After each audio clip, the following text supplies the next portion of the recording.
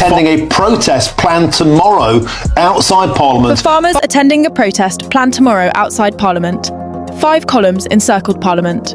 234 streets were paralysed. Over 1,800 tractors stormed London, and in just 14 minutes, the capital was placed under total siege. This is not a union negotiation. This is war between the farmers and the government. At 8:30 a.m, the highways into London were severed. At 8:54, the tractors breached Westminster. At 9:15, the tanks were on the streets. Witnesses reported over a dozen tanks aligned with these protesters. Suddenly, reports broke of a tank crushing a police van. Police refused to confirm this. The farmers didn't care. This was the beginning of the end. By 9:30, sharp tractors began sealing off every entry and exit to the government quarter. Karma declared that anyone participating in the siege would face prison time, but the protesters had nothing left to lose. When you demand £400,000 from farmers earning barely £30,000 just to keep their land, you don't just crush a business. You surrender the nation's food security to balance a broken ledger, and after it, you're stripping assets from the people who feed the nation to fund benefits for new arrivals, effectively buying the next election win with the wreckage of British farming. By lunch, analysts estimated the damage at £82 million. Keir Starmer and Rachel Reeves see farmers as millionaires. Yes, their land is valuable, but in reality, they earn pennies. While London's main highways remained blocked by tractors, the unthinkable became possible. Food reserves in the capital's supermarkets will last 2 to 3 days at most. Warehouses never planned for a city besieged by thousands of tractors. While Starmer remained silent, police platoons were fighting to stop tractors from driving straight into the Parliament session. Waves across the country took to the streets demanding Starmer's resignation and holding signs that read, "No farmers, no food." By evening, the government's worst nightmare materialised. Thousands of those the media branded as far-right groups flooded onto the streets, merged with the tractors and the tanks. It became a nuclear mix. Tonight isn't about a budget dispute. It's about who actually feeds this island and who holds the power to starve it. The columns that breached the M25 highway were not urban activists, and they were not weekend protesters. Many had driven hundreds of miles from the regions, forcing their heavy machinery through police lines that Starmer foolishly thought would hold. A TikTok clip reached 7.3 million views. It showed a police van trying to block a tractor convoy and facing the immediate consequences 8 seconds later. The video was removed in 2 hours, labelled as a violence violation. Waves of protesters didn't come to lobby. They came to siege, a strategy that traces back to a rural population pushed into a corner by a tax policy designed to erase their existence. These weren't traffic jams. They were calculated strangleholds, logistical choke points to see how long the capital can survive without a supply chain before the government breaks. And tonight, Westminster learned something terrifying.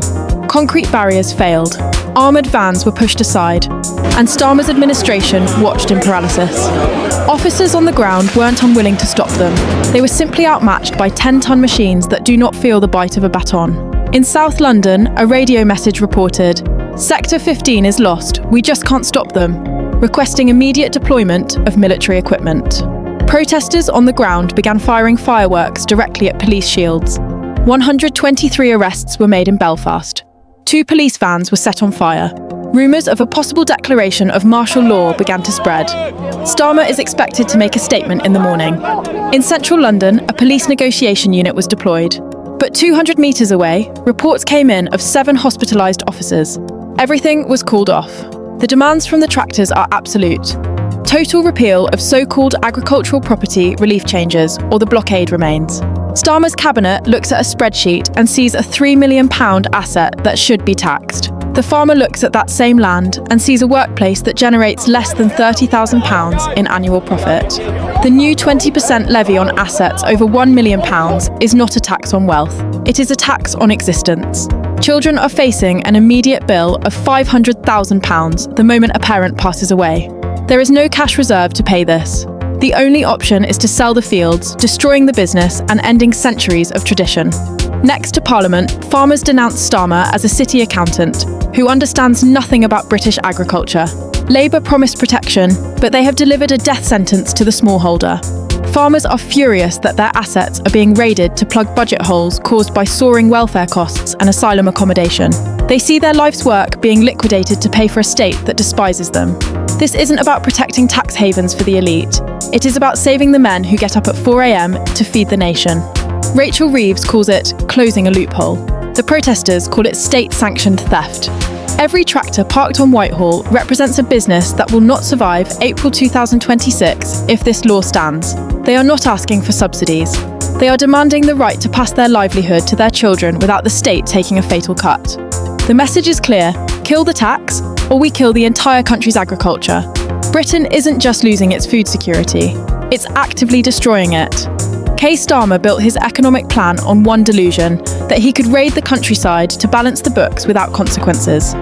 Tonight proved how fatal that calculation was. When the state declares war on its own producers, it doesn't get revenue, it gets famine. The tractors choking tonight's capital came from farms Starmer refuses to understand.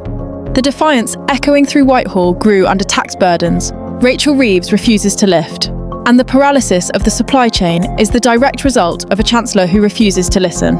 Britain isn't being governed. Britain is being liquidated until it starves. For weeks, agricultural unions quietly raised the same desperate warning. These blockades are not political stunts. They are survival mechanisms. Footage from the M25 revealed the sheer scale of the mobilisation, unfolding like a military operation. The same heavy machinery used to harvest wheat is now used to barricade exits. The same disciplined columns of truckers from Manchester joined the siege. And the same terrifying sight of vintage tanks rolling alongside tractors left police utterly outmatched. These are not lobby groups. These are coordinated, desperate producers drawing a line in the mud against a policy that wipes them out. The government knew the math. They have the land values. They have the profit margins. They know a £3 million farm generates less than £30,000 a year. But under karma, every one of those facts gets filed under the same label: taxable wealth. Britain used to tax based on profit. Now it taxes based on envy. That is how we reached this absurd reality. A radical activist blocking a road for climate ideology is offered tea, de-escalated, protected. A counter-protester at the Bell Hotel is handled with community sensitivity.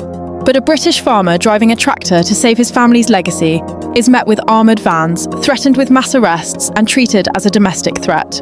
The countryside sees this double standard. The working class feels this betrayal. And tonight, the supply chain snapped under it. Because when a nation realises the government cares more about grabbing cash than ensuring there is bread on the shelves, order evaporates faster than the food reserves. Tonight wasn't just gridlock, it was a standoff. Several officers speaking anonymously revealed the panic inside the command room. How do we stop tanks? There is no protocol. They didn't lack manpower. They lacked the physics to move 10 tons of steel. Permission to clear the road means nothing when the road is walled off by heavy industry. When the government fears the people who feed them, when ministers hide because their policies have triggered a logistical collapse, a country stops being functional. It starts being besieged. And Britain tonight is being besieged slowly, methodically, completely. Karma built his budget on one message: those with the broadest shoulders should pay. But that message has turned into something else. We will strip the assets of the working farmer to pay for the failures of the state. Every decision Starmer makes on this tax is filtered through one arrogance: that the farmers will just accept bankruptcy. Not understanding that when you take everything from a man, he has nothing left to lose but his chains. Suddenly, something alarming happened. Truck drivers threatened to repeat the fuel crisis of the year 2000. If this happens under Starmer, it could be the final nail in the coffin. Columns of trucks were seen heading toward London. These may not be empty threats. Farmers and truckers have a long-standing alliance. If the tractors continue blocking the government district and the truckers drain petrol stations across the country, it could trigger an immediate collapse of the economy. In 3 hours, mass-would-be groups began targeting police units that had been deployed to contain the unrest. They moved separately from the farmers and operated with their own agenda. Officers reported sudden waves of attacks coming from side streets. Patrol vans were struck by rocks and shattered glass. Several riot lines were forced to reposition under heavy pressure. Protesters in dark clothing surrounded police teams with no warning. They ignored the agricultural dispute entirely. Their focus was the border issue. They marched toward hotels previously used for migrant accommodation. "Stop the boats," echoed through the alleys, as police attempted to hold their perimeter. A second wave of masked demonstrators pushed through an unsecured junction in South Belfast. "Save our kids" was shouted repeatedly at officers forming a defensive cordon. Multiple vans were hit with bottles and debris. Emergency crews struggled to access damaged vehicles. Police commanders reported fragmented communication across several districts. Surveillance teams identified independent clusters acting without coordination with any tractor groups. These clusters targeted locations unrelated to the original protest. Some officers were pulled back after losing control of nearby intersections. The Assad groups escalated their tactics at unexpected speed. They attempted to surround hotel entrances in several boroughs. Officers on the ground described the situation as volatile and unpredictable. Commands for reinforcement were issued repeatedly. Riot shields absorbed a barrage of makeshift projectiles. Starmer's briefing was postponed for another 3 hours, and so the tax raid continues unchecked. The tractor blockade hardens into a siege. The supply chain snaps because the government refuses to pivot, and Britain becomes hungrier with each hour Starmer waits. He calls it fiscal fairness. The countryside calls it the end of an industry. The panic isn't just in the markets, it's in the households. Tonight, British families faced a brutal economic reality. The state will bankrupt a local producer for a budget line, but it will subsidise the very crisis draining the treasury. Your legacy can be taxed out of existence, but their mismanagement is protected at all costs. Class warfare divides a country faster than debt. And tonight, the fear wasn't in the farmers. It was in the ministers, who realised they have provoked the people who feed them. This is how a food system disintegrates, not through drought, but through arrogance. When the engines roared on the M25, every police command room across London looked to Downing Street for a plan. No plan existed. Instead, the Home Office issued a directive defined by total paralysis, one that officers described as surrender disguised as protocol. Maintain public order without engaging heavy machinery. That is the sterile phrase now used to describe the impossible task of stopping vintage tanks and 10-ton harvesters, driven by men who have nothing left to lose. The government didn't freeze because of the noise. It froze because the police realised a riot shield stops a brick, not a tractor. Multiple insiders from the Treasury leaked the same arrogance. Every plea from the agricultural sector is dismissed as the complaining of the wealthy. It doesn't matter if milk is dumped in the sewers. It doesn't matter if bread runs out, distribution hubs fail, or the economy bleeds £82 million every 4 hours. Whitehall's priority is not food security. It is revenue collection. Reeves's advisors have become so fixated on closing a tax loophole that they would rather see the shelves empty than admit they miscalculated the resolve of the rural working class. Britain is the first nation in the G7 where the government fears a farmer more than a recession. Tonight's siege was entirely predictable. DEFRA held 5 separate impact studies, warning of mass insolvency, collapsing domestic production, a mental health crisis in farming communities, the impossibility of paying the 20% levy without selling land, reliance on imports increasing strategic vulnerability, and red flags regarding the fragility of just-in-time delivery systems. Each of these dossiers was flagged for urgent review. Starmer ignored all of them. Aides claim the Prime Minister dismissed the risks because he believed the farmers would simply absorb the cost. Meanwhile, tankers are turning back from Manchester, shelves are bare in Birmingham, and Londoners are told to ration food in a first world capital.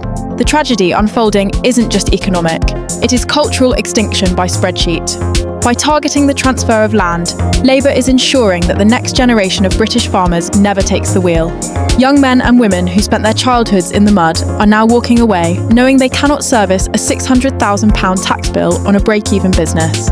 The vultures are already circling. Global investment firms are watching the chaos with checkbooks ready, waiting to buy up distressed British soil for pennies on the pound once the insolvencies begin. Starmer isn't saving the economy, he is putting the English countryside up for auction to foreign bidders. And the hypocrisy of the net zero agenda is now undeniable. By bankrupting local producers, this government is forcing supermarkets to rely on carbon-heavy imports flown in from thousands of miles away.